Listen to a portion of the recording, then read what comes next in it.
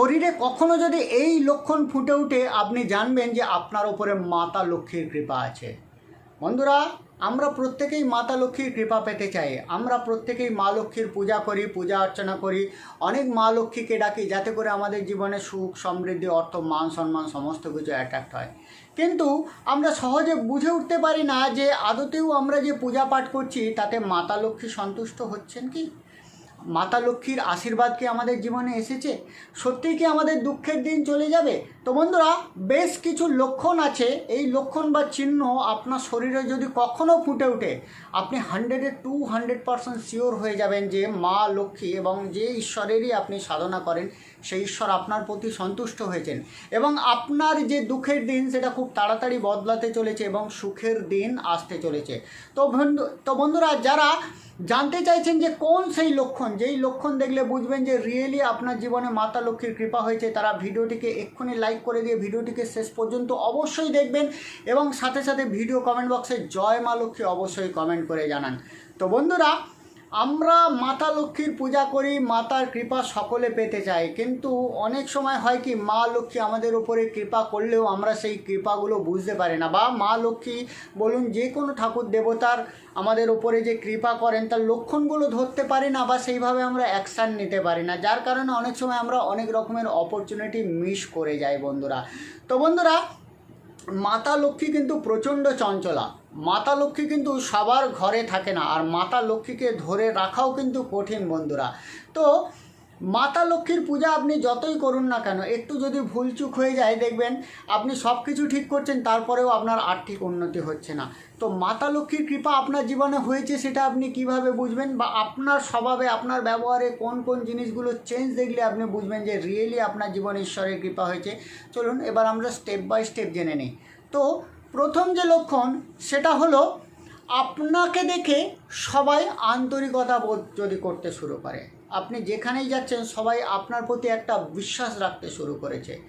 সমাজের মানুষজন আপনাকে অন্য চোখে দেখতে শুরু করেছে, আপনাকে অন্যভাবে সম্মান দিতে শুরু করেছে, আপনার সাথে বেশি কথা বলতে পছন্দ করছে, আপনার সাথে মিশতে পছন্দ করছে, আপনার কাছে এলে তারা শান্তি বোধ করছে, আপনার সাথে কথা বলে তাদের প্রবলেম সলভ হচ্ছে। এই টাইপের লক্ষণ যদি আপনি কখনও দেখতে পান, ইয়েস বন্ধুরা, যদি আপনি দেখেন যে সমাজের মানুষজন আপনাকে রেসপেক্ট করছে, আপনার সাথে কথা বলছে, আপনার দ্বারা তাদের জীবনের কোনো বড় বড় প্রবলেম সলভ হচ্ছে এবং আপনি আন্তরিকভাবে তাদের যে হেল্পটা দিচ্ছেন সেটা রিয়েলি তাদের কাজে লাগছে, তাহলে আপনি 100% শিওর হয়ে যান যে আপনি মাতা লক্ষ্মীর কৃপা প্রাপ্ত হয়েছেন এবং আপনার জীবনে যত বড়ই প্রবলেম থাকুক না কেন সেই প্রবলেম অবশ্যই সলভ হবে। বন্ধুরা, ঈশ্বর কোনো কিছু আমাদেরকে দেওয়ার আগে আমাদের জীবনে কিন্তু একটু আমাদের বাজিয়ে রেখে নেয়, কারণ আমরা কোনো কিছু পাওয়ার যোগ্য কি না সেই যোগ্যতা কিন্তু ঈশ্বর বিচার করেন। ঈশ্বর কখনোই কিন্তু ফ্রিতে বা ফোকটায় আপনাকে কোনো কিছু দিয়ে দেয় না, সেই জিনিসটা অ্যাচিভ করার যোগ্যতা আপনার আছে কি না সেটাও কিন্তু বাজিয়ে দেখে নেয়। তো আমাদের জীবনে কষ্ট আসবে বন্ধুরা, বাধা বিপত্তি অনেক আসবে, চ্যালেঞ্জ অনেক আসবে, অবস্ট্রাগল অনেক আসবে, তারপরেও কিছু কিছু লক্ষণ আছে যেই লক্ষণগুলো দেখলে আপনি বুঝবেন যে আপনার দুঃখের দিন শেষ হতে শুরু করেছে এবং মাতা লক্ষ্মীর কৃপাতে আপনার জীবনে আপনি যে পথে উন্নতি করতে চান, আপনি যদি সুখ সমৃদ্ধি চান সুখ সমৃদ্ধি পাবেন, আপনি যদি সমাজে মান সম্মান পেতে চান মান সম্মান পাবেন, আপনি যদি আর্থিক উন্নতি, গাড়ি বাড়ি, ব্যাংক ব্যালেন্স করতে চান সেটা পাবেন। তো প্রথম লক্ষণ হচ্ছে মানুষ যদি আপনাকে বিশ্বাস করে, মানুষ যদি আপনাকে দেখে শান্তি অনুভব করে, মানুষ যদি আপনার সাথে কথা বলতে পছন্দ করে, তাহলে আপনি 100% শিওর হয়ে যান মাতা লক্ষ্মীর কৃপা আপনার উপরে হয়েছে। দ্বিতীয় যে লক্ষণ সেটা হলো যদি আপনি অন্তর থেকে অপরের যে দুঃখ কষ্ট তাতে আপনি আন্তরিকতা বোধ করেন এবং তাদের সাহায্য করার জন্য সদা সর্বদা আপনার অন্তর কাঁপে। রাস্তাঘাটে বেরোলেন কোনো দুঃখী দরিদ্র মানুষ, আপনার কাছে হয়তো সেই রকম সাহায্য করার মতো সামর্থ্য নেই, কিন্তু আপনি আপনার শেষ সম্বল দিয়ে আপনি তাকে সাহায্য করছেন। আপনার কাছে হয়তো 2 টাকা আছে গাড়ি ভাড়া, 1 টাকা হয়তো বাঁচবে বা কিছু বাঁচবে, সেই যে পয়সাটা বাঁচবে সেটাই আপনি দিয়ে দরিদ্র মানুষকে সাহায্য করছেন। বন্ধুরা, বিশ্ব ব্রহ্মাণ্ড, ঈশ্বর বলুন, ল অফ অ্যাট্রাকশান বলুন, আপনার কাছে কত টাকা আছে সেটা দেখে না, তারা দেখে কি জানেন, যে আপনি কতটা আন্তরিকভাবে মানুষকে সাহায্য করছেন। আন্তরিকভাবে রিয়েল কি আপনি সাহায্য করছেন না লোক দেখানোর জন্য? আপনি যদি রিয়েলি অন্য মানুষের জন্য আপনার অন্তর কাঁপে, দুঃখী মানুষ দেখলে যদি আপনি তাদের সাহায্য করার জন্য এগিয়ে যান, যদি কোনো অসহায় পশু পাখি কিছু দেখেন, তো আপনার মন যদি কাঁদে তাদের সেবা করার জন্য আপনি যদি উন্মুক্ত হয়ে যান, তাহলে আপনি 100% শিওর হয়ে যান আপনার অন্তরের মধ্যে ঈশ্বরের বাস আছে এবং মাতা লক্ষ্মীর কৃপা আপনার জীবনে অবশ্যই আছে। আপনার জীবনে যতই অবস্ট্রাগল আসুক কেন, আপনার জীবনে যতই বাধা বিপত্তি আসুক না কেন, আপনি আপনার জীবনে যে উন্নতি চাইছেন সেই উন্নতি অবশ্যই আপনি পাবেন বন্ধুরা। বিশ্বাস করুন, বিশ্ব ব্রহ্মাণ্ড আপনাকে তাই দেবে যেটা আপনি চাইছেন, এবং অনেক সময় এমন কিছু আপনাকে দেবে যেটা আপনি হয়তো কখনো স্বপ্নেও কল্পনা করতে পারেন না। যা চাইবেন তার থেকে অনেক বেশি ভরে ভরে দেবে, কারণ ল অফ অ্যাট্রাকশনের নিয়মই হচ্ছে যে আপনি যা কিছু বিশ্ব ব্রহ্মাণ্ডকে দেবেন 1000 গুণ সেটা আপনার কাছে ফিরিয়ে দেবে।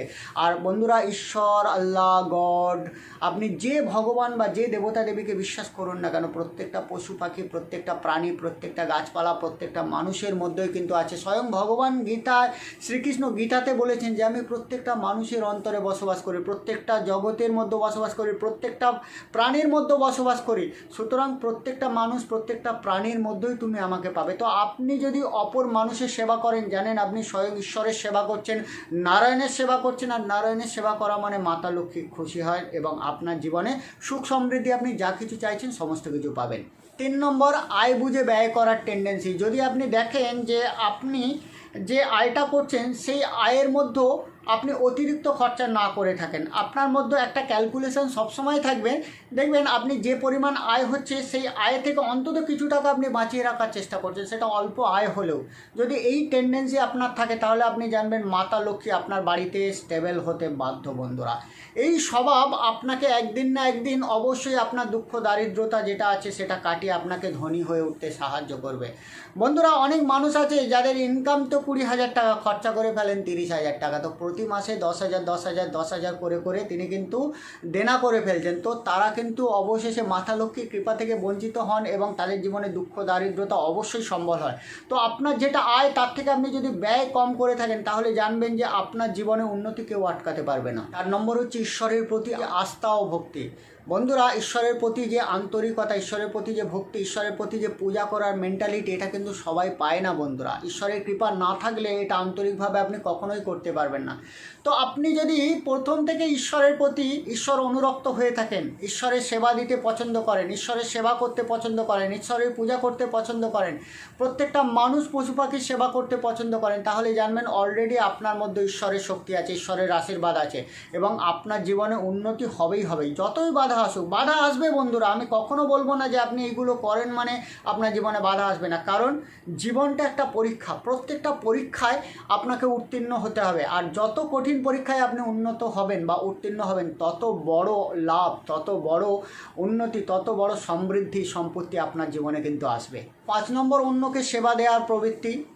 কোনো দুঃখী মানুষকে সেবা করা, অসহায়কে বস্ত্র দান করা, কোনো মানুষ বিপদে পড়লেও তাকে সাহায্য করা, অসহায় মানুষের পাশে দাঁড়ানো, পশু পাখিদের প্রেম করা, পশু পাখিদের খেতে দেয়া, অসহায় মানুষকে সাহায্য করা, এই টাইপের মেন্টালিটি সমাজের যে কোনো কাজে অগ্রণী ভূমিকা নিয়ে আপনি যদি এগিয়ে গিয়ে সমাজের কল্যাণ নিঃস্বার্থভাবে করেন, তাহলেও জানবেন আপনার মধ্যে কিন্তু ঈশ্বরের কৃপা আছে এবং খুব তাড়াতাড়ি আপনি আপনার জীবনের সমস্ত স্বপ্ন সফল করতে পারবেন। 7 নম্বর, খুব বড় যে প্রবৃত্তি সেটা হচ্ছে ক্ষমা করার প্রবৃত্তি। বন্ধুরা, আমরা জন্মগতভাবে ইগোইস্টিক হয়ে থাকি, কেউ আমাদের বললো আমাদের ইগোয় লেগে যায়, তো আমরা অনেক সময় জবাব দিয়ে দিই। বন্ধুরা, অনেক সময় দেখবেন যারা মহান মানুষ হয় না, তারা কিন্তু এই টাইপের যারা আপনার পেছনে লাগে, যারা আপনাকে ছোট করতে চায়, তো তাদের ক্ষমা করে দেওয়ার একটা টেন্ডেন্সি থাকে। তো বন্ধুরা, আপনারও মনের মধ্যে যদি আপনার ইগোকে কন্ট্রোল করার মতো আপনার প্রবৃত্তি থাকে, আপনারও যদি ক্ষমাশীল মনোভাব থাকে, আপনারও যদি উদারশীল মনোভাব থাকে, তাহলে জানবেন আপনার মধ্যে ঈশ্বরের কৃপা আছে এবং আপনি আপনার জীবনে অবশ্যই একদিন না একদিন সফলতা পাবেন। তো বন্ধুরা, এই যে লক্ষণগুলো বললাম, এই লক্ষণগুলোর মধ্যে কোন লক্ষণ আপনার মধ্যে আছে অবশ্যই ভিডিও কমেন্ট বক্সে কমেন্ট করে জানাবেন। তো আজকের মতো আমি আপনাদের থেকে বিদায় নিচ্ছি। কাল আবার নতুন কোনো ভিডিও নিয়ে আমি অবশ্যই আপনাদের সামনে উপস্থিত হব। আমি আপনাদের চিরবন্ধু পলাশবর, এই শক্তিশালী এনার্জি হিলিং টিচার। নমস্কার।